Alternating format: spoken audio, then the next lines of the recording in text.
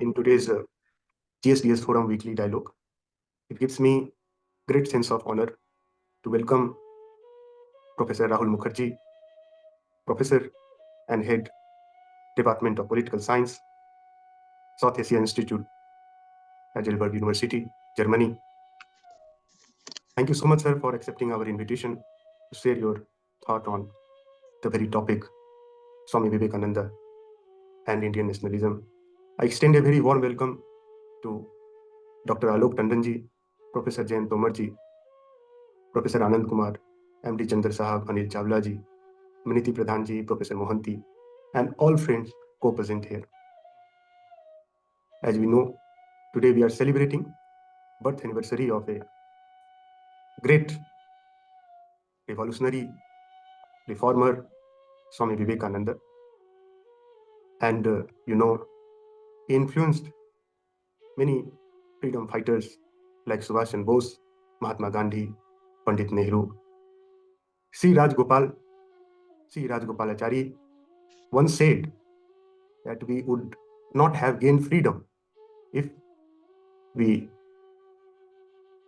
lack the inspiration idea of Swamiji. And Vivekananda, in this sense, is a great figure in Indian history, one of the very greatest historical figures that India or human society has ever produced. But it must always be noted that Vivekananda nationalism was not like the kind of nationalism we have. That is why, while writing the title of the paper, I found, nationalism gives a kind of Western idea of nationalism, and it gives me some sense of dogmatism. That is why we use here Indian nationalism. So we'll discuss about the orientation of Indian nationalism in that sense. Political scientist, but he has a very deep interest of thought and idea of Swami Vivekananda. So I request Professor Rahul Mukherji to share his idea about the very topic, Swami Vivekananda and Indian nationalism. Thank you, sir. Thank you, Randhir. It is indeed a great privilege for me to be invited to speak on Swamiji's birthday about his life and contribution for his motherland, as it is today. If there was a notional Ram, there was certainly no religious intolerance at that time. So I think this whole understanding that communities can and must live together is as old as the Vedanta and the Buddha in the Indian tradition. But I think the advent of Swami Vivekananda is very, very unusual, and it is kind of God ordained, because at a time when India was colonized, there was a humble saint about whom I spoke at length at your university a couple of years ago, who was not satisfied by attaining enlightenment. He followed the Bhakti, Tantric, and the Vedantic traditions. And then he lived the life of a Sufi Muslim and a Christian. And then he said that in Bangla, Joto Mot, Toto Poth, which resonates with the idea Ekam Sad Vipra Bahuda Vadanti. Truth is one, sages call it by many names. Now, these are elementary principles in the Indian tradition. And what are we fighting about? We are fighting about whether, a mosque has to be destructed and a temple has to be built on top of the mosque. When actually spiritually, intellectually, and logically, we are the most well-equipped to deal with the problem of diversity and to love it and to respect it.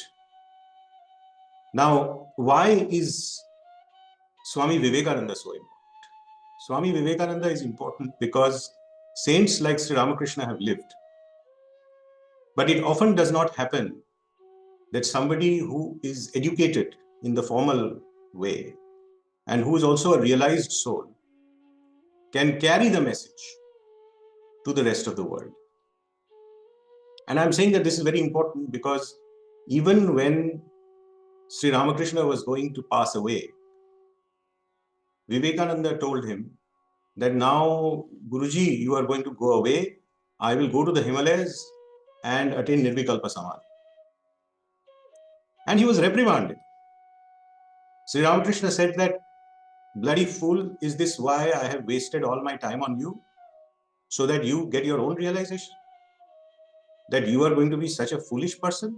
That I am such a fool to have invested all my wealth in somebody who is just going to be so selfish? You have to serve mankind and see your salvation and teach mankind that their salvation is in the salvation of everybody else. So in many ways, that recluse mystic saint reprimands. And there is a story about Vivekananda, which is a dream that Sri Ramakrishna had, of the Saptarishi Mandal, where he is trying to say that realized souls like Vivekananda don't get born. In fact, in that dream, he describes that he had to be very persuasive, a persuasive little child who could lure this Shiva-like soul to come down to earth to preach, a doctrine that would be relevant. So what did Vivekananda do?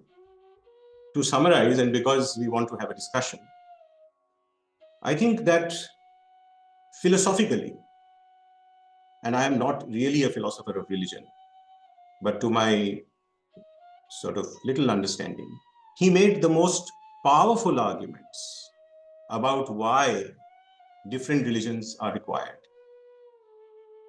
That not only do we not tolerate other religions, but we respect them as true and we respect them. So he says toleration is not the word, it is acceptance. Now, why should we accept other religions? And on this particular issue as well, Swamiji has very powerful statements.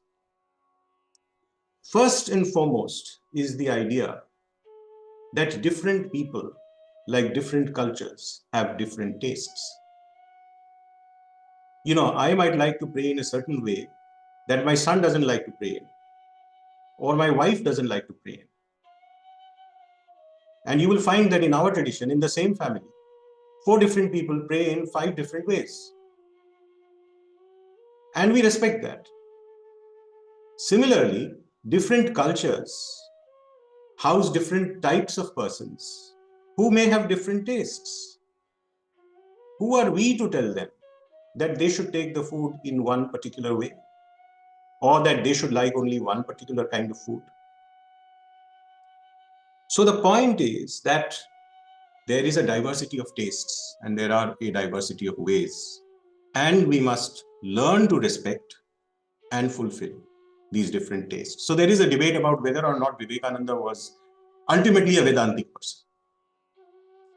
But recently, Swami Medhananda of the Ramakrishna Mission has written a book saying that this is not true. Although if you read certain phases of his life, you will come to that conclusion. But a very deep historical and philosophical research, he shows, there's a book with Oxford University Press, where he argues that this is not actually true. He respects devotion as much as he respects Vedanta and the other traditions. The second important idea is that every religion has something to give to another religion. And this is typified in the statement Vedantic brain and Islamic body. The way to understand Vedantic brain and Islamic body is that the idea of equality is very well expressed in the Vedanta, but it has not been practiced in the Hindu tradition, or what we call the Hindu tradition today. And it has been practiced much better in Islam. So he says that every religion, Islam can teach Hinduism, Hinduism can teach Islam, perhaps Buddhism can teach Hinduism, and there cannot be a universal religion which is any one of these. In fact, a universal religion, in his terms, would be one which draws from the best aspects of every religion that is currently present. So when we are looking at the kinds of arguments that Vivekananda was making, we clearly come to the understanding that we not only believe in religion, and we also believe in the religion of the atheists and the agnostics. He says that if a man does not go to any church or mosque in the world, but if he is lifted above the vanities of the world, that man is a holy man. But a person who has visited all the churches and the mosques in the world, but is not lifted above the vanities of the world, that man is not a holy man. So we respect everybody. And this understanding of respecting everybody includes Marxists and atheists. I once had this discussion with Dr. Shujyakanta Mishra, the CPM leader of West Bengal. He said, yes, I respect Vivekananda. I said, why do you respect Vivekananda? Why haven't you been talking about it? He said, I respect Vivekananda because you don't have to believe in God to respect Swami Vivekananda. This is the Marxist leader. But fewer of you will know that Vivekananda's brother, Bhupendranath Datta, was almost as influential, if not more influential than M.N. Roy himself. So the man who carried out land reforms in West Bengal, Binoy Chaudhary, who is probably the single most important reason why the CPM survived in West Bengal for 35 years, much more important than even probably Mr. Jyoti Basu, is a man called Binoy Chaudhary, who was the land reforms minister of West Bengal. And who was he inspired by? Vivekananda's brother, Binoy Chaudhary. Now I can go on, and then there will be no time for discussion. But I just want to put before you that the person that we are talking about is an epoch-making character who appeared as a flash of lightning, like a meteor, to transform, using our old tradition, the substratum of Indian civilization. So you will find also that if you go to the temple in Belur Math, there is this Muslim architecture in that temple. There are Muslim monks in the Belur Math. Why? Because Vivekananda's dream was that India has certain and a variety of cultures which must get a place in the temple architecture of what is the Makkah or the Medina of people who follow Sri Ramakrishna. Now, these are a few thoughts that I had to share with you, but I want to also tell you that Vivekananda was so anti-orthodoxy that when he came back from the United States of America with these women disciples, he was not allowed to enter the temple in Dakshineshwar because he had committed ritualistic crimes. He had gone abroad. He was a meat eater. He came back with Western women. And our own people made him suffer inside this country. That is a story that has to be written. He suffered before he went to Chicago, and he suffered after he came back from Chicago. It was not just the hero's welcome that you see is the whole part of the story of Vivekananda, because he was fighting orthodoxy, constantly fighting orthodoxy. And who are the people who helped construct the Math in Belur, who helped set up the Ramakrishna mission? These are Western women who were blessed by none other than the holy consort of Sri Ramakrishna, Sharda Devi. Not only did he break orthodoxy in these terms, he argued that science and religion must talk to each other. When I read the science and religion aspects of Vivekananda's writings, and when I read the science and religion aspects of the writings of Albert Einstein, and we can belabor this point during our Q&A, they read like the same person. In fact, I can tell you that I was the research assistant of a monk of the Ramakrishna order who was the president of the Vedanta Society of New York when I was a graduate student at Columbia University. He wrote a whole book on Albert Einstein. And he was a very, very enlightened soul, the person I was a research assistant. So you have to look at reason. You have to follow rationality. And he says, reason itself will show you the way to a higher plane. You can't live with obscurantism. And finally, he was not just inspiring nationalists like Gandhiji and Netaji Subhash Chandra Bose. I'm not going to talk about this because I think more people know about this.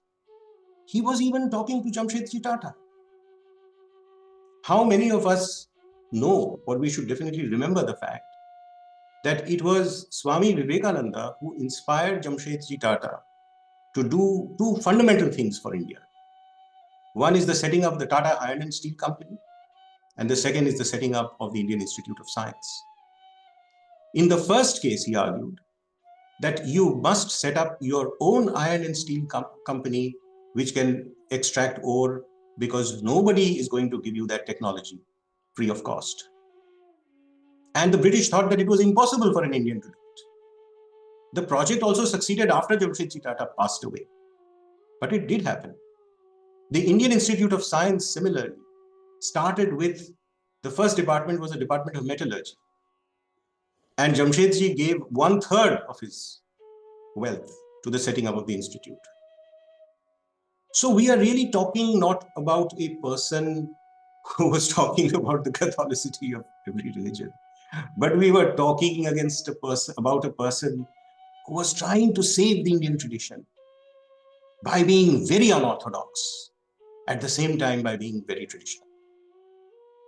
And I think we have in many ways failed Swami Vivekananda, not to the same extent as the previous generation did, the generation of Subhash Chandra Bose or Mohandas Gandhi or Jawaharlal Nehru. We failed him to a very great extent because our colonized minds have not tried to understand what were the unusually modern ways in which this saint, philosopher, monk put himself up to save the country. And I think even today, for political forces that are alive, he is the single most important resource. And I thank you very deeply for having invited me to share my sentiments. Thank you so much, sir, for delivering a very insightful and very, very informative. And I personally did not know that J.R.D. Tata, he got inspired from Swami Ji. में नहीं कर पाते। और उसके बाद आपको धन्यवाद कि आपने एक ऐसे विषय पर आज चर्चा रखी जो कि बहुत ही सामयिक है। देखिए मित्रों, मेरे विचार से किसी भी महापुरुष के बारे में बात करने के लिए, उसके मूल्यांकन के लिए दो तरीके होते हैं। एक तो हम उसको उसके समय में रख के देखें और दूसरे हम उसको आज के समय में रख के देखें कि कैसे उसने अपने समय की चुनौतियों का उत्तर दिया, कितना सफल या असफल हुआ, और किस तरीके से हम उसकी दृष्टि, उसके विचार, उसके कर्मों से आज के समय की जो समस्या है उसका उत्तर पा सकते हैं। तो जो ऐतिहासिक पक्ष है जो विवेकानंद ने अपने समय में किया, वो मैं आज चर्चा में नहीं ला रहा। उसके बारे में बहुत कुछ हम लोग परिचित भी हैं। मैं सिर्फ अपनी बात को, क्योंकि समय बहुत कम है, इस बात पे फोकस करूंगा कि विवेकानंद का जो राष्ट्रवादी दृष्टि है, राष्ट्र के बारे में जो चिंतन है, वो क्या है और वो आज के समय में जो प्रचलित राष्ट्रवाद है उससे किस तरीके से भिन्न है। तो पहली बात जो विवेकानंद के बारे में हमको सामने आती है कि हम उनको उस समय देखते हैं जब भारत में लोग बहुत निराश और बहुत ही सांस्कृतिक आत्मविश्वासहीन थे, और उन्होंने इस तरीके की आवाज उठाई, इस तरीके की दृष्टि दी कि हम जो है अपने परंपरा, अपनी संस्कृति को किस दृष्टि से देखें और उसको किस तरीके से हम जो आधुनिक समय है उसके साथ कैसे उसको समायोजित कर सके। तो इसके लिए जो बात बार बार कही जाती है कि उनकी दृष्टि में कोई भी देश या कोई भी सिविलाइजेशन जो है उसकी एक डेस्टिनी होती है, उसकी एक पहचान होती है, उसकी एक अपनी मूलभूत दृष्टि होती है जिसको कि साधने में ही उस सिविलाइजेशन का जो है वो भला होता है और उसी से वो जाना जाता है। तो वो आध्यात्मिकता को, स्पिरिचुअलिज्म को भारत की डेस्टिनी मानते थे, लेकिन और उसी के लिए उन्होंने सारे जीवन उसका प्रचार भी किया। लेकिन यहीं पर विवेकानंद को समझने में हमारी भूल भी हो जाती है। विवेकानंद जब अमेरिका जाते हैं, यूरोप जाते हैं, तो भारतीय आध्यात्मिकता का प्रचार करते हैं, उसके बारे में दुनिया को बताते हैं, क्योंकि उनको लगता है कि ये भारत के पास जो है वो दुनिया को देने के लिए है। लेकिन जैसा कि उनके पत्रों में उन्होंने लिखा है, और विवेकानंद को समझने में सिर्फ उनके भाषण नहीं देखने चाहिए, वो पत्र देखने चाहिए जो उन्होंने अपने मित्रों को लिखे। वो लिखते हैं कि हमारा उद्देश्य ये है कि कैसे हम पैसा इकट्ठा कर सकें, कैसे हम साधन इकट्ठा कर सकें, जिससे कि हम अपने देश की गरीबी दूर कर सकें, यहाँ की जो गरीब, बीमार, शोषित जनता है उसका भला कर सकें, अपने देश का भला कर सकें। तो ऐसी स्थिति में आध्यात्मिकता जो है उनकी जो है वो एक तरीके का एक्सपोर्ट की चीज ज्यादा है। लेकिन उनका मुख्य उद्देश्य क्या है? वो ये है कि खाली स्पिरिचुअलिज्म से काम नहीं होने वाला। वो बार बार कहते हैं कि एक भूखे व्यक्ति को आध्यात्मिकता का भाषण देना उसकी बेइज्जती करना है। और इसीलिए हम देखते हैं कि उनका जो स्पिरिचुअलिज्म है, वो जो मैटेरियलिज्म कहलाता है एथिकल, उससे बराबर बैलेंस होता है।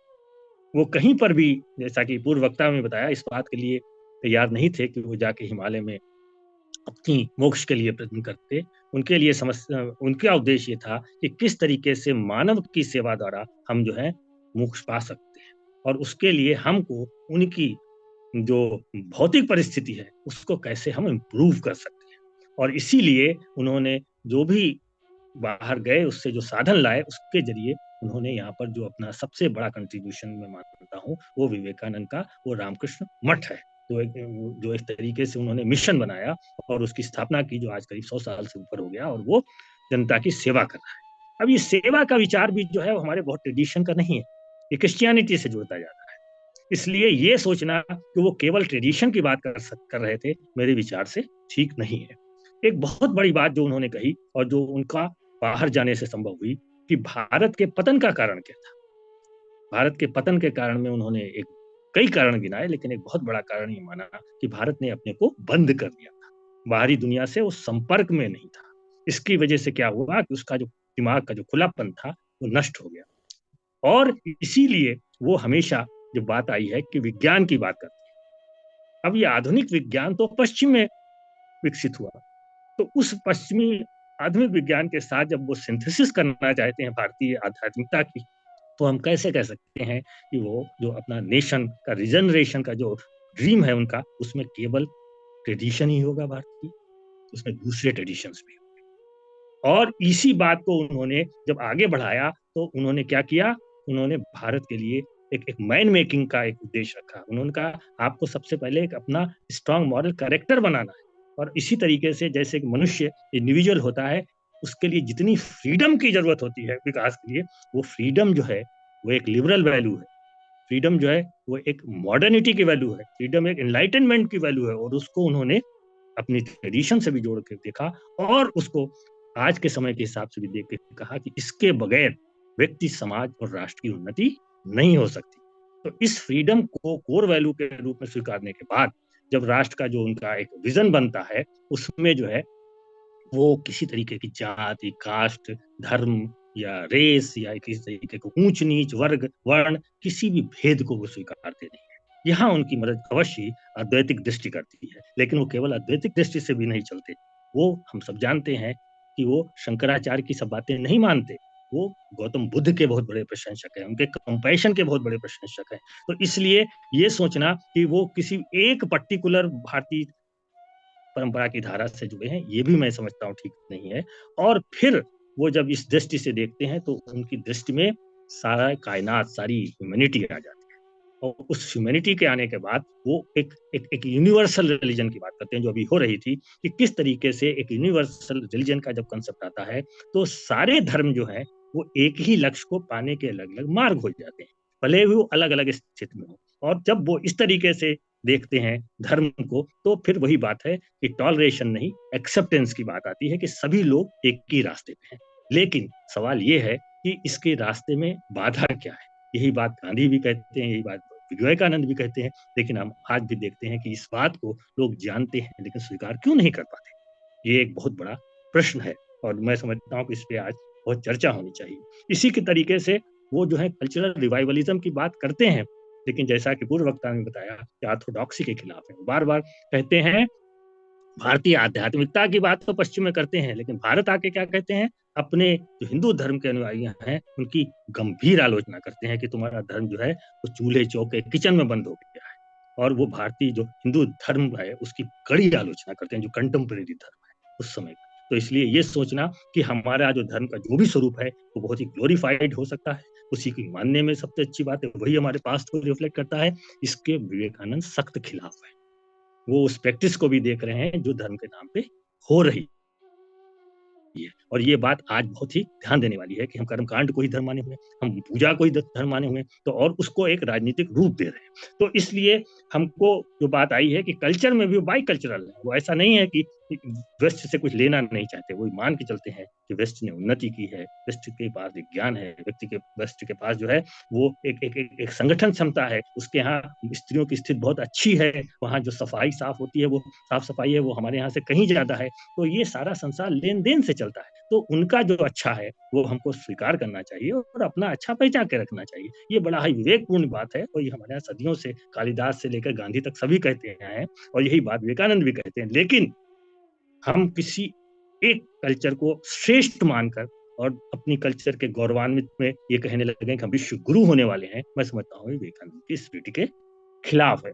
एक बहुत बड़ी बात जो उन्होंने की जहां पर वो स्थापित थे, तो उन्होंने कहा रिलीजन को भी रेशनलिस्ट होना चाहिए, रेशन एक जो तर्क और एविडेंस के ऊपर आना चाहिए। भले ही वो रिलीजियस एक्सपीरियंस की बात करते हैं और वो मिस्टिकल एक्सपीरियंस है, उसमें जरूर वो सुपर सेंसुअस एक्सपीरियंस की बात करते हैं, और वो विज्ञान की जो एविडेंस प्रणाली है उसमें संभव नहीं है, वो बहुत ही सब्जेक्टिव एक्सपीरियंस है। अदरवाइज वो बाकी सारे रिलीजन की चीजों को वो तार्किक रूप से रेशनलिस्ट ढंग से, ह्यूमनिस्टिक ढंग से उसकी परीक्षा करते हैं। ये भी हमारे यहाँ एक ट्रेडिशन है, बहुत दिनों तक से नहीं रहा है। तो मैं समझता हूँ, और अंत में वो एक सेकुलर देश की बात करते हैं। ये बड़ा ही, आपको मैंने भी पढ़ा तो मुझे बड़ा ताज्जुब हुआ कि वो कह रहे हैं कि रिलीजियस और जो सोशल लॉज हैं उनको अलग होना चाहिए। रिलीजन का जो है वो स्टेट और उसकी दखलंदाजी से कोई मतलब नहीं है, उसको सेकुलर स्टेट ही चाहिए। तो इस तरीके से व्यक्तिगत फ्रीडम और सेकुलरिज्म और एक तरीके का सोशलिस्टिक एटीट्यूड जो दिखाई देता है विवेकानंद में, वो मैं समझता हूँ कि इसीलिए वो बहुत सारे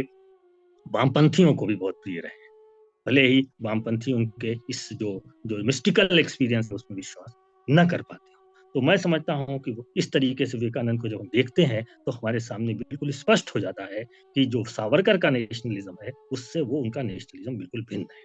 तो ये हिंदुत्व का नेशनलिज्म है, उसमें हिंदू आइडेंटिटी जो है वो रेशियल है, स्पिरिचुअल नहीं है। उसमें जो कंटेम्प्रेरी हिंदुइज्म है वो ग्लोरिफिकेशन ऑफ द पास्ट है, उसमें उसके प्रति कोई भी आलोचनात्मक रुख नहीं, उसमें फ्रीडम कोर वैल्यू नहीं है, उसमें इंडिविजुअल का सोशल कंट्रोल कोर वैल्यू है, कैसे इंडिविजुअल को कंट्रोल करके रखा जाए। और उसके बाद वेस्टर्न मॉडर्निटी के भी खिलाफ है, विज्ञान के भी खिलाफ। वो समझती है कि सारी हमारी परंपरा ही विज्ञान है, ईस्टर्न साइंस वेस्टर्न साइंस करती है। तो इस तरीके से उसके बाद एक बहुत बड़ी बात है कि इस तरीके का जो नेशनलिस्ट विचारधारा हमारा प्रचलित है उसमें लीडरशिप जो है वही सब कुछ करती है, उसके नीचे जो डेमोक्रेटिक तरीका है फंक्शनिंग का वो कहीं नजर नहीं आता। इसके अलावा और भी कुछ बातें हैं, जैसे कि ये मानना कि भारत की जो पतन है उसका कारण क्या है, और उसको मुस्लिम्स और ब्रिटिशर्स पे थोपना या स्थायी तौर से, और अपने अंदर कोई आत्मालोचन न करना, ये भी इस तरीके का जो नेशनलिस्टिक थिंकिंग है उसकी एक विशेषता है जिसके कि विवेकानंद सहमत नहीं है। विवेकानंद का नेशनलिज्म इंक्लूसिव है, वो प्रेरणा देते हैं गांधी को। और उस इंक्लूसिव नेशनलिज्म में इस तरीके का भेद नहीं है कि जो मुस्लिम्स हैं, जो क्रिश्चियंस हैं, जो और जातियां हैं, वो सब जो है वो किसी खास निम्न रूप से ट्रीट की जाएंगी। तो इस तरीके का जो एक्सक्लूसिव जो नेशनलिज्म सावरकर ने बनाया था उससे बहुत ही ज्यादा भिन्न है। उसके अलावा एक बहुत बड़ी चीज जो पिछले वक्ता ने भी बताया कि उनके यहाँ वो है सन्यासी, लेकिन महिलाओं की कितनी कद्र है और वो वेस्टर्न लिबरेटेड वुमेन की कितनी ज्यादा इज्जत करते हैं। और हमने जो पढ़ी उनकी बायोग्राफी तो मेरे को पता चला कि यदि वो नहीं होती तो विवेकानंद कब के कब दम तोड़ दिए होते अमेरिका में। उन्होंने उनको खिलाया पिलाया, उनका सारा काम किया, और बाद में उनको जो है वो धन और सबसे जो उनकी जो है उनको मदद की, जिससे कि वो अपने ड्रीम को जो रामकृष्ण मिशन का है उसको पूरा कर सके। तो ये जो हमारे यहाँ प्रचलित नेशनलिज्म है इसमें ये एंटी मॉडर्निटी चल रहा है, और इसमें स्त्री की स्थिति जो है दोयम दर्जे की है, ये लिबरेटेड वुमेन को स्वीकार नहीं कर पाती। इसके अलावा जो एक सॉलिडेरिटी की बात वो करते हैं, वो यूनिवर्सल रिलीजन की बात करते हैं, एक यूनिवर्सलिस्टिक सॉलिडेरिटी की बात करते हैं, और वो कहीं पर ये मानने को तैयार नहीं है कि हम अपना एक ऐसा राष्ट्र बनाएंगे जो दूसरे राष्ट्रों के खिलाफ हो। उनको धौंसाए, उनको डराए, उनको धमकाए और ये कहे कि साहब हम जो है सर्वश्रेष्ठ हैं। तो इस तरीके की जो ह्यूमन सॉलिडारिटी की बात है वो भी विवेकानंद के राष्ट्रवादी चिंतन में साफ दिखाई देती है। और ये सही है कि वो एक पैट्रियट है, वो उस तरीके के राष्ट्रवादी चिंतक नहीं है जैसे कि सावरकर वगैरह है। और उन्होंने पॉलिटिकल प्रैक्टिस नहीं की, उन्होंने राजनीतिक कर्म नहीं किया है, उन्होंने सामाजिक कर्म किया। और सामाजिक कर्म के जरिए उन्होंने कोशिश की कि वो एक तरीके का कॉन्फिडेंस, एक तरीके का एक नैतिक साहस, नैतिक जो गुणों में उच्चता, ऐसी चीजें लोगों में, हिंदुस्तानियों में भर सकें जिससे कि वो स्वयं जो है बड़ी आसानी से हिंदुस्तान में फ्रीडम पा सके। तो ये बात लोगों के गले नहीं उतरती, लेकिन ये एक 19वीं शताब्दी के जो बिल्कुल अंत के बीच में जो परिस्थितियां थी उसमें विवेकानंद ने किस तरीके से ट्रेडिशन और मॉडर्निटी को साथ लेकर जो एक सिंथेसिस बनाने की कोशिश की और हमारे जो नौजवानों को आगे आकर जो स्वतंत्रता के लिए आह्वान किया, तैयारी की, वो अपने आप में हमारे फ्रीडम स्ट्रगल की नींव है, जिस पे खड़े होकर सुभाष चंद्र गांधी और सभी लोगों ने आगे उसको राजनीतिक रूप दिया और हम स्वतंत्र हुए। तो मैं समझता हूँ कि वो एक ब्रिज है, वो हमारी ट्रेडिशन और मॉडर्निटी और हमारे जो आज का भारत है उसके बीच में पुल का कार्य करते हैं। और उनकी दृष्टि जो है वो जितनी भी उपनिवेशीकरण के, बाहर के उपनिवेशीकरण के विरुद्ध है, उतनी ही आंतरिक उपनिवेशीकरण के विरुद्ध है। और इस बात को अक्सर लोग भूल जाते हैं कि विवेकानंद किस तरीके से हमारी अपनी परंपराओं की, अपने लोगों के जीवन की कैसे आलोचना करते हैं। इसके लिए उन्होंने कितना सहा है, जैसा कि अभी पूर्ववक्ता ने भी बताया कि ऑर्थोडॉक्स लोगों ने उनको घुसने तक नहीं दिया। तो हमको इन दोनों पक्षों को देखना चाहिए और वही मैं समझता हूँ कि विवेकानंद की असली जो है वो लिगेसी है और वही एक दृष्टि है जो हमें आज भी जो है वो रास्ता दिखा सकती है। और हम जो है जो ये जो रिलीजन को लेकर, धर्म को लेकर सारी दुनिया में जो ये टकराव के माहौल है उससे मुक्त हो सकते हैं। बहुत बहुत धन्यवाद। बहुत बहुत धन्यवाद आलोक टंडन जी। बहुत ही स्पष्ट तरीके से स्वामी विवेकानंद जी का आध्यात्मिक एटीट्यूड टुवर्ड्स नेशनलिज्म इससे बेहतर तरीके से एक्सप्लेन नहीं किया जा सकता है। और ये आपने बहुत महत्वपूर्ण बात बताई कि किस तरह से वो मॉडर्निटी और ट्रेडिशन के डाइकोटमी को दूर करते हैं, पास्ट और फ्यूचर के डाइकोटमी को दूर करते हैं, और अदरनेस को कैसे दूर किया जाए। और आपने बहुत अच्छे तरीके से एक्सप्लेन किया कि कहीं ना कहीं उनके नेशनलिज्म में किसी भी तरह का अदरनेस नहीं है। और जिस तरीके से समाज उन्मुख स्वतंत्रता की तलाश में वो रहे, बहुत ही अच्छा रहा। और आपने बिल्कुल एक चर्चा को बिल्कुल एक स्पष्ट दिशा में ले जा रहे हैं। तो हमारे साथ बहुत हमारे गणमान्य साथी भी जुड़े हुए हैं। संदीप पांडे जी हैं, इला गांधी जी हैं, अनंत गिरी, प्रोफेसर अनंत कुमार, आदित्य मुखर्जी, जयप्रसाद जी। तो सबसे पहले आप लोगों का सवाल अगर आ जाए तो फिर हम अंतिम में अपने दोनों वक्ताओं को जवाब के लिए बुलाएंगे। तो I request respected participant to share their reflections. So Jayprasad ji दिख रहे हैं, तो शुरू करते हैं जयप्रसाद जी से, फिर हम लोग संदीप पांडे जी के पास आएंगे और फिर आनंद गिरी के पास। जी थैंक यू एवरीवन। मेरा कोई ऐसे सवाल नहीं है, मैं सिर्फ एक मैसेज लिख रहा था। मैं सुन रहा हूँ। Thanks a lot to both the speakers for really informative and insightful discussions. अभी तक कोई सवाल ऐसा है नहीं मेरी तरफ से। Thank you. So I request Ananta भाई to share some of his reflection. Thank you, dear Randhir. Thank you, Professor Mukherji. Namaskar, kemon achun? And guten Abend. Are you in Heidelberg or in India now? And thank you, Alok bhai. Now, to be with Swami Vivekananda is always a sadhana. And the challenge is that how can we walk and meditate with him and still try to make sense of some of his very important challenges. For example, just to open up for further realization, Professor Mukherji, when you are referring to this sometimes quoted line from Swami Vivekananda, Vedantic brain and the Muslim body, now how do we make sense of that? Swami Vivekananda, of course, met with Muslim fakirs, and I remember a very inspiring story when he was traveling in Rajasthan, and he had the, this smoke, what you call it, chulla, from fakir and Dalits, But this idea of Vedantic brain and Muslim body, does it require further rethinking in terms of mind-body dualism? And does it require further elaboration now, which might be understood in this way, that as if Muslims have only body and they do not have a mind, So therefore the mind, Swami Vivekananda's Vedanta as universal Vedanta, in what concrete ways Swami Vivekananda engages with Islam, its theology and spirituality, Sufism, which it's a challenge for all of us to further realize, including the possible misinterpretation today, Vedantic brain and Muslim body, vis-a-vis also the challenge of mind-body dualism. The second query is that yes, certainly Swami Vivekananda's realization of India, to put it that way, is already realizingly plural.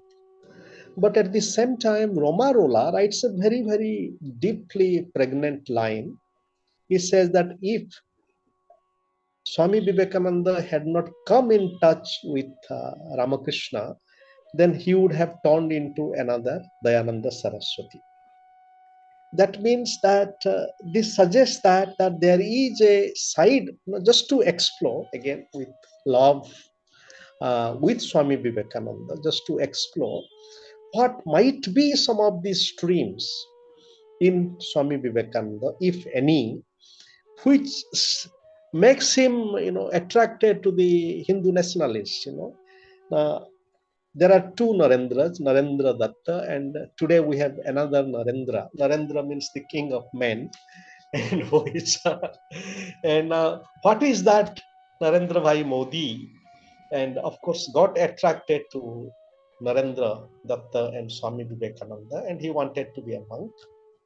But then the same Narendra Bhai Modi and his brand of, political and religious kind of, work also possibly tries to emphasize the supposedly aggressive aspect of Swami Vivekananda, so which requires further elaboration.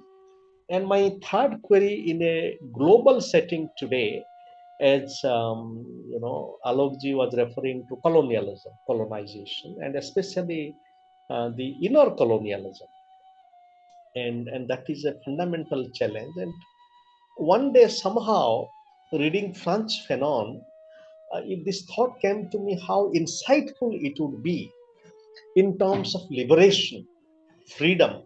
Swami Vivekananda is a sadhaka of freedom, for example. The free bard, the monk, his poetry about the sannyasi.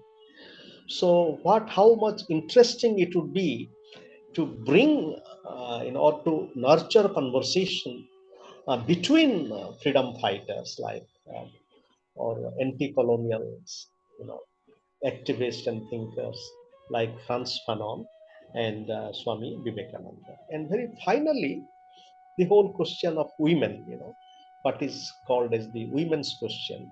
But women's question is not just a women's question.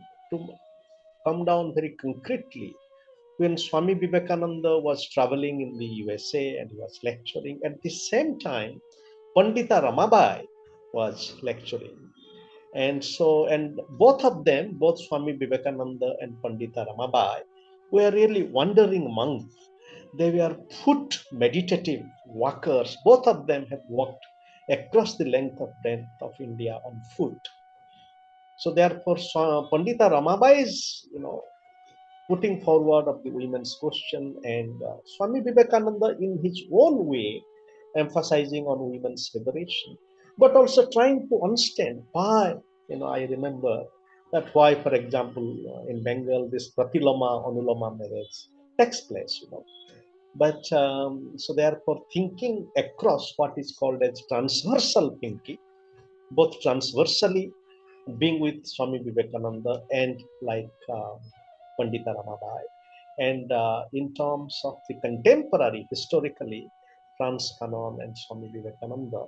So these are some thoughts, or these are some offerings that I wish to offer to Swami Vivekananda and all of us seeking soul with his, and in a way our birthday. I developed humbly this idea of half birthday. Therefore, Swami Vivekananda's birthday is also our half birthday.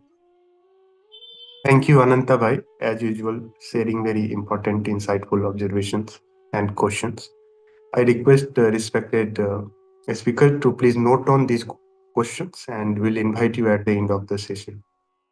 There are two questions also in the chat box. One is, what are the region of Vivekananda critique of Buddhism? And main question is, what are the philosophy of Swami Vivekananda as he read Western scholars? Or what was his idea of democracy or a form of government?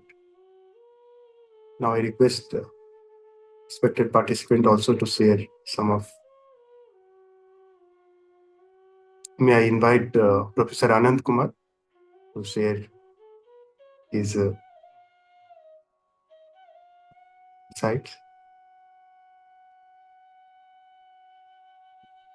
So Miniti ji has raised. So I request Miniti ji to share her queries. Thank you. Yeah, thank you so much. I would like to thank both the speakers. It was very insightful. But I have a small query. I just want to know the bit of any interaction between Vivekananda and Gandhi, if it can. So that's what is my query. Thank you.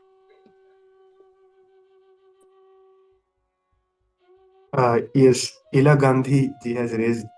Yes, please share your. Thank you so much, madam. Thank you so much. And thank you for the very interesting inputs from Mr. Mukherji and from Mr. Tandon. My question, is that Swami Vivekananda, like, Swami Ramakrishna, talked about public service, and they worked a lot in the community. Has anyone done a study of what kind of economic ideology they have? Swami Vivekananda, Ramakrishna, and others. What is their economic model? And if that economic model fits into the Hindu philosophy, should we not be talking about that? Because I think for me, that is a very, very important thing. I see Gandhiji as a person who was driven by spirituality, and his spirituality was linked to the welfare of every individual, every last person. That's what Sarvodaya, which Gandhiji talked about, means, that you don't only talk about a few people, but you talk about everyone, what is for the good of every person. Now, if you look at what is for the good of every person, then what kind of economic model does one have to have in order to ensure that everyone benefits from the economy of the country? So my view, what my question is, I haven't seen any scholars looking at economic models of both Hinduism, of Swami Vivekananda, of Swami Ramakrishna. And when Gandhiji talks about Ramarajya, what does that mean? What does Ramarajya mean in terms of economic models? So I would just like to ask that question. Maybe I haven't seen a book which might have been written, but I would like to ask that question if there is anyone who's done a study like that. Thank you so much. Thank you so much. Now I request a respected speaker. Anil Chavla ji has raised. Yes, Anil ji, please share your reflection or queries. After hearing this very insightful and interesting talk, and particularly about the influence of Buddhism on Swami Vivekananda, as well as how we are as a people, to me it appears that deep down we are all Buddhists, with modern so-called Hindutva being a veneer of violence on Buddhism. And Buddhism essentially was a reformation which was inevitable when the earlier original religion of India had survived for 1,000 years, or 1,500, 1,600 years. What do you think of this? I think this is something that we have to look. We are essentially, to my mind, Buddhists, and whose Buddhism and original Hinduism has been distorted by today's Hindutva and so on. May I have some views on this, please? Thank you. Thank you. Now I request Professor Rahul Mukherji to help us in answering these queries or concerns. Thank you very much. I mean, those reflections themselves are very, very powerful reflections.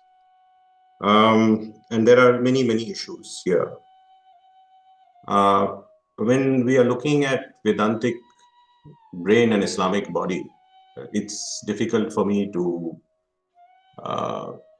say exactly what Swamiji wanted to mean. But one thing is very clear, that Vedantic ideas are in Islam. However, there is a personal, impersonal God in Islam. Whereas the God in Vedanta is impersonal. And the fundamental difference between Vedanta and, let's say, Buddhism is that in Buddhism, let's say, you believe that everything is illusion. And in Vedanta, you believe that consciousness is in everything. So what is the difference between infinity and nothing? Looked at it from that perspective, to the extent that Vivekananda is Vedantic, he's also Buddhist. And there are reflections of Vivekananda himself, of admiration, adoration, and almost communion with the Buddha. And that communion with the Buddha is also expressed in his socialist writings. Many people consider Vivekananda to be the first socialist, but not an agnostic socialist. Somebody who believes, like his guru, that God is equally present in every being, and therefore you cannot violate anybody. I mean, if you remember the stories of Sri Ramakrishna, he could literally see God in everything and could never be negative about anything. Some of the tallest monks of the Ramakrishna mission regret that they can see God in themselves and in many beings, but not in every being, and that they consider to be a problem, that they have to reach that level where they can actually see divinity in every being. So I mean, we can get into the semantics of Vedanta. I certainly do not think that Sri Ramakrishna was looking down on Islam. And of course, there are stories about how he was traveling in Almora, and he, in his penance, became unconscious. He was not accepting food from anybody. And then a Muslim fakir came and dropped some water on him and gave him some fruits. And when he came back from the United States, after becoming the famous Swami of the Chicago Address, from the multitudes, he actually took out this Muslim fakir and told everybody that, you know, if this person had not been there, you would not have seen Vivekananda. So I don't think that people like Vivekananda were even thinking like we like to think of. And there is enough affirmation that we should not just tolerate other religions, but we should accept them as true. I mean, that is the first Chicago address. He begins the first lecture in Chicago with that invocation. So I think it would be disservice to Vivekananda to think that Vedantic brain and Islamic body. In fact, if you read the cultural history of India, which is the big volumes that have been produced by the Ramakrishna Mission Institute of Culture, one of the contributors, I think one Mr. Akbar, I mean, these are historical volumes. He actually argues that Vedanta may have been influenced by Islam during Shankaracharya's time. And the Ramakrishna Mission actually publishes that paper.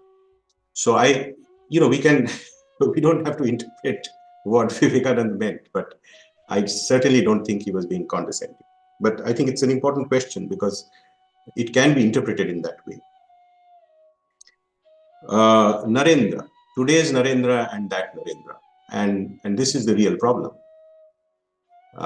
Vivekananda also inspired Subhash Chandra Bose. Very fundamentally. Subhash Chandra Bose almost used to live like a brahmachari of the Ramakrishna Mission in Singapore. And all his closest associates were Muslims. The person who was with him on the boat that went to Japan was a Muslim. The last person who was in the aircraft that crashed was a Muslim. He did not discriminate or think about Muslims as being anything other than Indians. When he said Dilli Chalo, he went to the Red Fort and he spoke in Hindi, just like Gandhiji learned Urdu and started writing in Urdu. So I think the Narendra of today is actually the distortion because the people who reflect Vivekananda much more closely, and this comes to Ilaji's question, are actually people like Mohandas Gandhi. Because when I read a little bit about Gandhi, I almost see a mirror image of Vivekananda in many, many respects.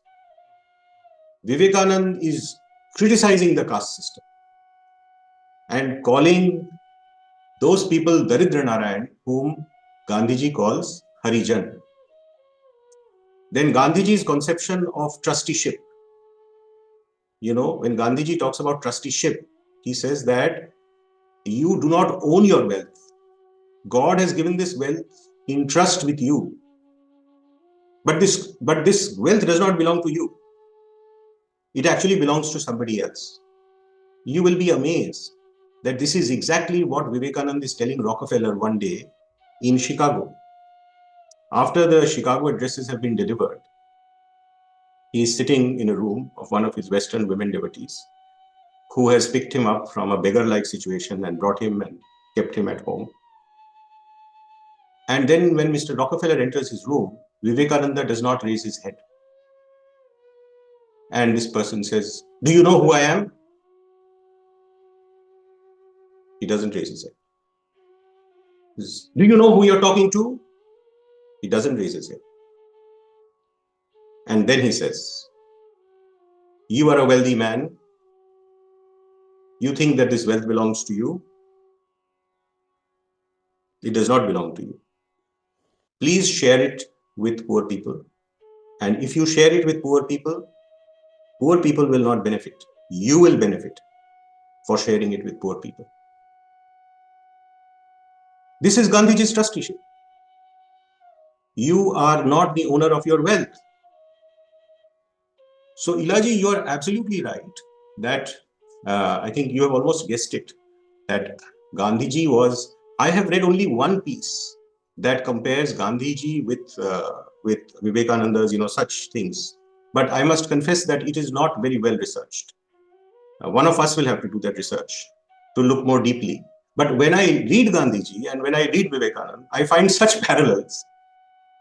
And Gandhiji went to meet Swamiji, and Swamiji was not present at the Balloon Mart at that time. So my understanding is that he physically could not meet him. But he wrote, and this is a quotation from Gandhiji, that I have read his complete works. And after having read his complete works, the love that I had for my motherland grew 1,000-fold. So this is actually, speaks to the question of colonialism, internal and mental colonialism that we suffer from. My view is that the Indian mind was much less colonized in the 1930s and the 1940s, and even in the 1950s. But today we are far more colonized. Because, we have bought into an understanding of secularism, which is Western. We have bought into an understanding of nation, which is Western. And we have bought into an understanding of, all kinds of social categories, which are only creating all kinds of problems all over the world. And we have pretty good answers. I mean, this is exactly what Gandhiji once reflected about Western civilization. He said it would be a great idea. So I think Vivekananda, much more than people like Annie Besant or others, was modern. And as the other speaker mentioned, he was willing to learn from the West. He was very keen to grow with the West, but not without an open mind. So it's not like you have to close your doors. It's like Gandhiji said, that you open the doors and windows and let the wind blow, but don't get blown away. I think this is a very, very similar parallel. So in fact, I must confess that I also have not read good writing on the parallels between Gandhiji and Swamiji. Also, I think the best work on Swamiji's economic model has not been done. But if you read the complete works of Swamiji, and there are booklets that have been published by the Ramakrishna Mission, which edit his socialist writings, you will get a glimpse of what this socialism is like. Of course, if you want to be an agnostic and an atheist and you want to be a socialist, I think Vivekananda would respect you. But what is the goal of the Ramakrishna Mission? Atmano mokshartham jagat hitaya cha. So if the monks and the brahmacharis of the Ramakrishna Mission and the followers of that doctrine are following a path, they are not serving the world to uplift the world.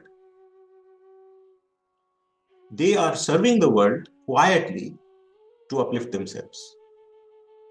And this is the message that Sri Ramakrishna gave to his disciple Vivekananda. So there is an economic model. It is not a materialistic model. It is a spiritual model. It cannot discriminate against any religion. It must learn from every religion, and it must fight its own injustices and its own. Now the question of Pandita Ramabai came about, and that's a very, very good question. Pandita Ramabai, of course, had views that might have been somewhat different from Vivekananda. And then around that time, I think Sister Nivedita also visited the United States, and Sister Nivedita gave lectures that were very different from the kinds that Pandita Ramabai gave. Now, you can respect both kinds of feminism. I am a person who will not look down on Dr. Ambedkar because I respect Gandhiji. I can understand why Dr. Ambedkar was making those remarks, where he came from, and they are equally justified from his perspective. But do not forget that the first girls' school in Calcutta was started by Sister Nivedita. It is called the Sister Nivedita School. And the Sister Nivedita School opening ceremony was witnessed by Swami Vivekananda himself. And in the audience was also the holy consort of Sri Ramakrishna Sharada Devi. And what was Swami Vivekananda telling his friends in the 19th century? Please send your children to school. Nothing is going to happen to them. This is a time when even people in Germany and the United States were conservative about sending their girl child to school. Do not forget that India has produced saints who have been women in the past, when our social and cultural milieu may have been different. So we were not born into a civilization where women started evolving only from the 19th and the 20th century. But I think the first modern school where girls went was actually founded by a person who was a woman whom Vivekananda transported to Calcutta, saying that for the uplift of Indian women, we need a person like you. And Sister Nivedita became his great disciple. I have not read Vivekananda's critique of Buddhism, therefore I cannot. I have only read in Vivekananda about how enamored he is about the Buddha. Once he even talks about having a vision of the Buddha entering into his body. So I am not competent to answer the differences between, but if you think that there is a difference between Vedanta and Buddhism, you can extrapolate from there. But I do not find the differences so significant.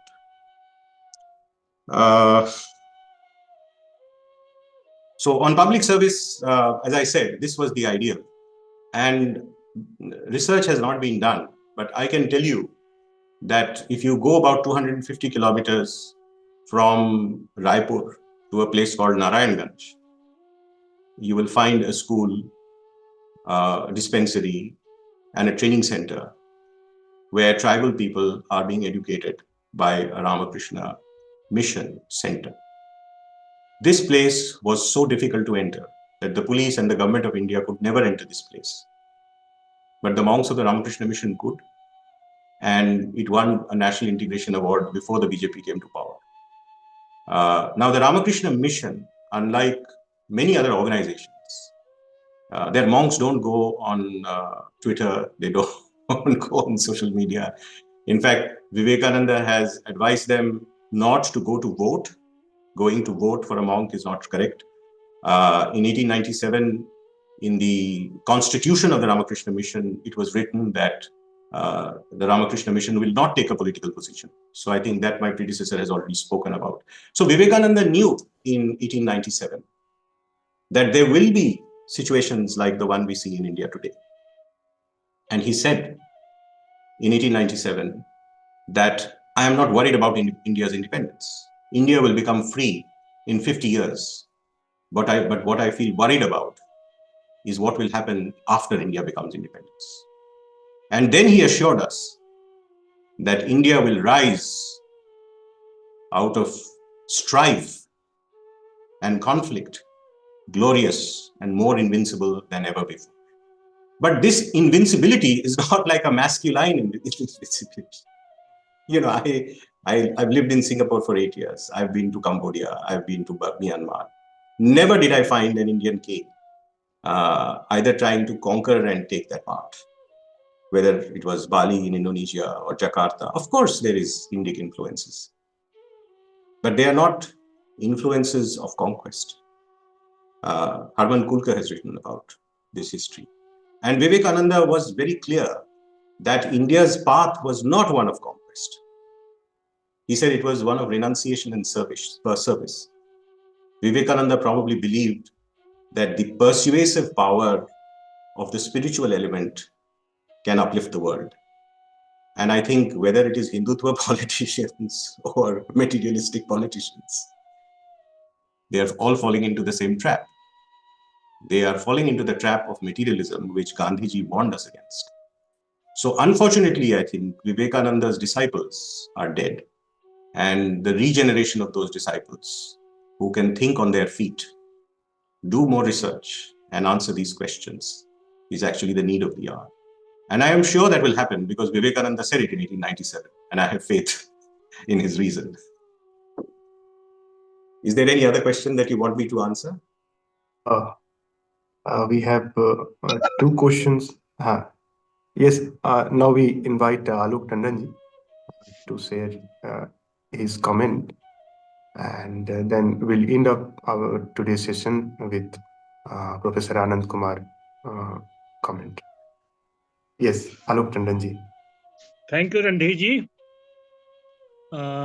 मेरे पूर्व वक्ता ने कई सवालों के उत्तर तो दे दिए हैं. मैं कुछ और बातें उसमें जोड़ना चाहूँगा. पहली बात ये है कि जो बात इस कोटेशन में आती है कि वेदांतिक ब्रेन और इस्लामिक बॉडी, मैं समझता हूँ कि विवेकानंद को इस बात का पूरा समझ थी कि भले ही हमारे यहाँ अद्वैत का दार्शनिक विचार रहा हो, लेकिन व्यवहारिक रूप से वो कभी प्रतिफलित नहीं हुआ। हमने दूसरे को कभी अद्वैत की दृष्टि से शायद बहुत कम देख पाया, और एक बड़ी व्यवस्था बनाई जिसको जाति व्यवस्था, वर्ण व्यवस्था कहते हैं। ये हायरार्किकल व्यवस्था थी जिसका अद्वैत से कहीं मिलान नहीं होता।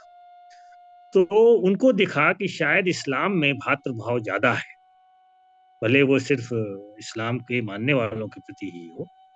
तो उस दृष्टि से उन्होंने सोचा कि यदि वही भातृभाव अद्वैत के साथ भी जुड़ जाता तो शायद ये जो दृष्टि है ये अपने आप में पूर्ण हो जाती। और शायद इसीलिए उन्होंने इस तरीके की बात की कि हम लेकिन उनका ये मतलब नहीं है उसमें कि इस्लाम की कोई दार्शनिक दृष्टि नहीं है और अद्वैत की दृष्टि से कोई सामाजिक जीवन नहीं हो सकता, लेकिन उसकी अपूर्णता की ओर इशारा करने के लिए उन्होंने ऐसा कहा है। और इसीलिए हमारे यहाँ जो विवेकानंद का दर्शन है उसको व्यवहारिक वेदांत कहते हैं, प्रैक्टिकल वेदांत कहते हैं। वो वेदांत केवल शंकराचार्य का अद्वैत वेदांत नहीं है, उसमें कई तरीके के परिवर्तन विवेकानंद ने किए हैं।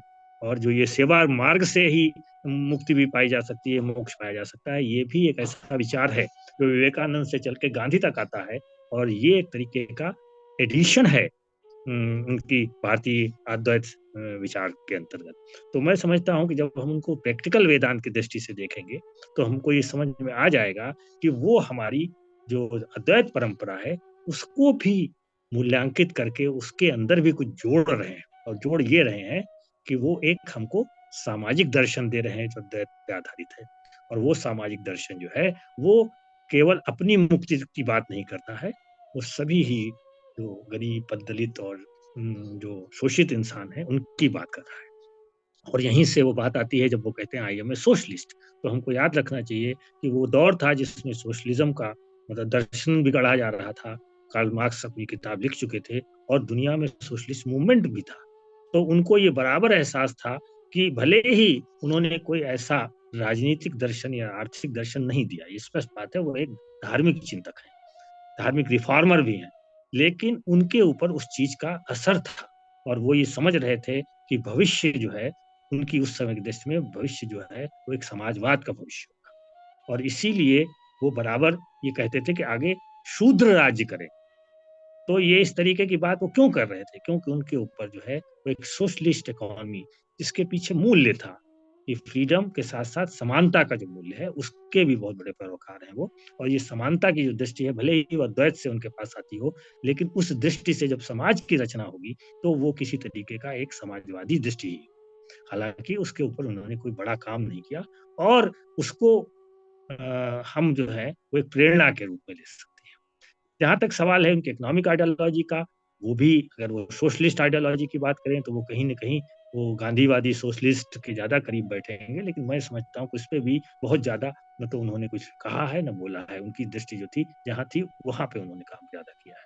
तो ये बात सही हो सकती है कि गांधी ने उसको बहुत विकसित किया और उस दृष्टि को और आगे ले गए, लेकिन विवेकानंद में वो बातें रूडिमेंट की तरह रही और उसका विकास करने का काम जो है वो, क्योंकि वो बहुत कम उम्र में चले गए, 39 साल में ही चले गए, तो उनका जो मुख्य एम था वो था रामकृष्ण मिशन की स्थापना, और वो उन्होंने की और सारी एनर्जी सब कुछ उसी में लगाई। तो हमें उनका मूल्यांकन रामकृष्ण मिशन की स्थापना और उसकी आज की स्थिति और उसका जो हमारे समाज में जो कंट्रीब्यूशन उस दृष्टि से करना चाहिए, ना कि हम उसमें ढूंढे कि उनकी इकोनॉमिक फिलॉसफी क्या है और उनकी पॉलिटिकल फिलॉसफी क्या है। हाँ, एक बात बिल्कुल सही है कि वो जब फ्रीडम की बात इतने बड़े पैमाने पर कर रहे हैं तो सीधी सी बात है कि उनके दर्शन में, सोच में डेमोक्रेसी ही प्रथम आएगी। किसी तरीके का अथॉरिटेरियनिज्म, इवन जो आज की अथॉरिटेरियन डेमोक्रेसी चल रही है, उसका कोई स्थान नहीं है, क्योंकि वो मनुष्य के, व्यक्ति के विकास के विरोधी मानते हैं। वो मानते हैं कि अगर स्वतंत्रता की चाह ही जो है मनुष्य को आगे ले जाती है,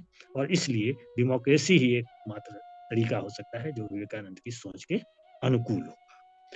अब जहां तक बात है, एक बड़ा ही सुंदर सवाल आया और जिसका भी कोई उत्तर भी नहीं आया कि विवेकानंद के जो दर्शन है, जो सोच है, विचार है, उसका आरएसएस से क्या संबंध है। क्यों उसके नेता, उसके कार्यकर्ता विवेकानंद से प्रेरित होते हैं? तो ये सवाल जो है मेरी दृष्टि में एक सुपरफिशियल सिमिलैरिटी का है। वो विवेकानंद के दर्शन को गहराई से नहीं समझते, न उसको अंगीकार करते हैं, अगर समझते भी हैं वो उसको सुपरफिशियली कुछ समानताएं हैं, और वो समानताएं ऐसी हैं कि जैसे कि विवेकानंद एक पब्लिक हिंदुइज्म लाते हैं जो समाज में कार्य कर रहा है। इसी तरीके से वो सर्विस का आइडिया देते हैं, वो भी आरएसएस वालों ने अपनाया है।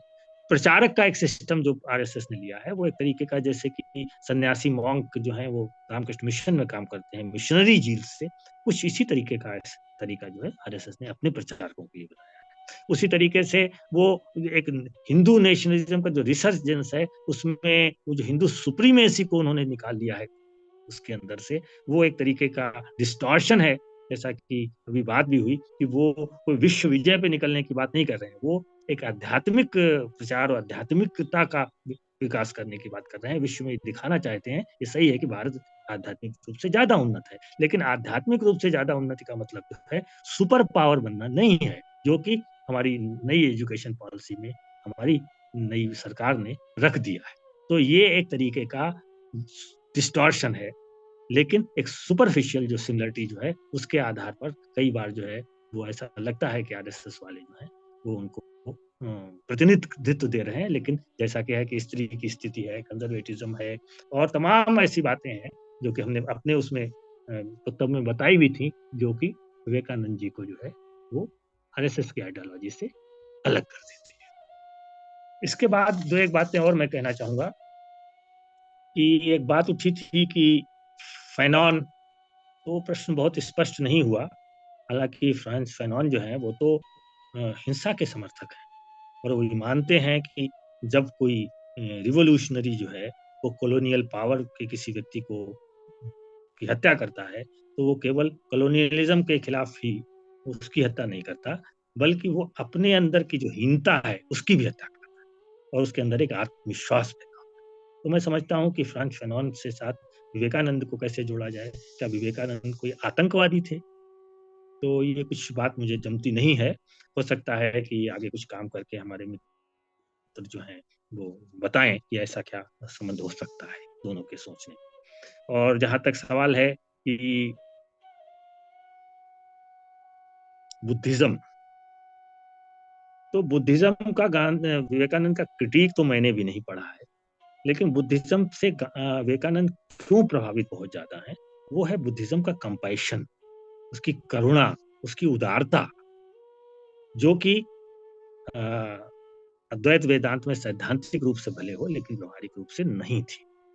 और आपको अगर थोड़ा सा भी पता हो कि किस तरीके से वेदांतियों और बौद्धों के बीच में 1000 साल का हमारा डिबेट चला है और बहुत दूर तक ये लोग एक दूसरे से मेटाफिजिकल पोजीशंस को लेकर तर्क वितर्क करते रहे हैं, लेकिन ये बात तो बर्ट्रैंड रसेल तक को माननी पड़ी कि जो बुद्धिज्म है वो दुनिया में सबसे कम हिंसक धर्म है और सबसे ज्यादा टॉलरेंट भी है, और उसके अंदर जो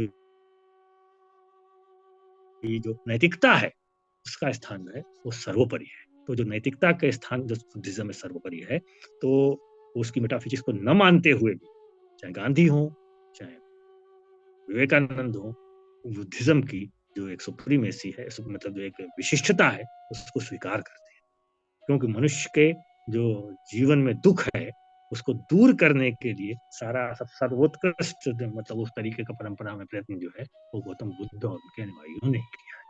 तो ये कोई ऐसी बात नहीं है कि विवेकानंद जब देश के तमाम गरीबों का दुख दूर करने के लिए चलते हैं तो उनको उनके हृदय में जो है वो बुद्ध विचारते हैं, भले वो मस्तिष्क से उनसे सहमत नहीं हो। एक बात मैं और कहना चाहूंगा कि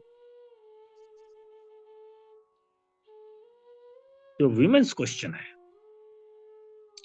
और जो दलितों का सवाल है वो हमारे यहाँ हमको उसको उस कंटेक्स्ट में देखना चाहिए जिस समय विवेकानंद थे। आज हम देखते हैं कि दलित आंदोलन बहुत आगे बढ़ चुका है।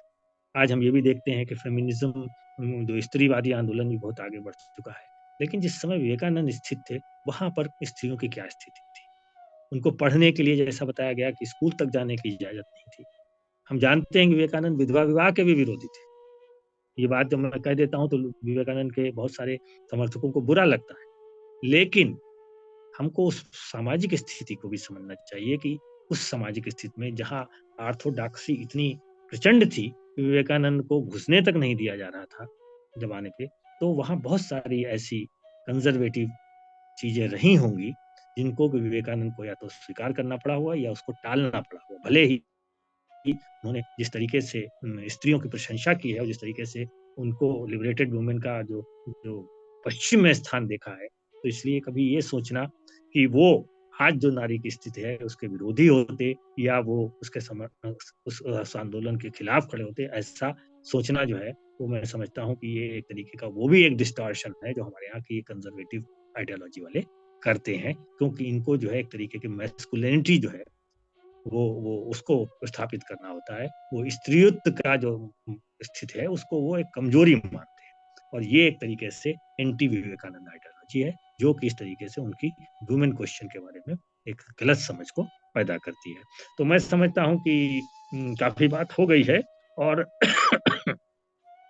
जहाँ तक मेरा मानना है कि ये सही है कि गांधी विवेकानंद से प्रेरणा लेते हैं, लेकिन गांधी बहुत कुछ उसी चीज को आगे बढ़ाते, वो नहीं कर रहे हैं खाली जो विवेकानंद ने किया।